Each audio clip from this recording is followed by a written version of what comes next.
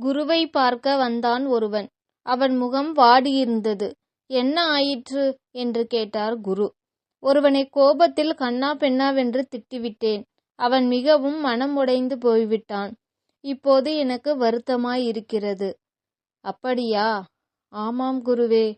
இப்போது நான் திட்டியதை நிவர்த்தி செய்ய விரும்புகிறேன். அதற்கு என்ன செய்ய வேண்டும்? போ, ஒரு மூட்டை பஞ்சை வாங்கு.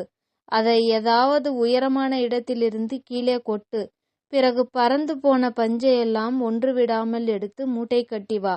சொல்கிறேன் என்றார் குரு. போனவன் 1 மணி நேரத்தில் வேகமாய் திரும்பி வந்தான். குருவே, பறந்து போன பஞ்சை சேகரிக்க இயலவில்லை என்றான். வாயிலிருந்து வரும் வார்த்தைகளும் அப்படியே.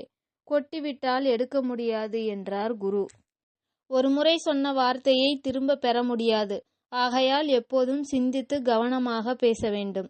வீடியோ பிடிச்சிருந்ததுன்னா லைக் பண்ணுங்கள், ஷேர் பண்ணுங்கள், சப்ஸ்கிரைப் பண்ணுங்கள். தேங்க்யூ.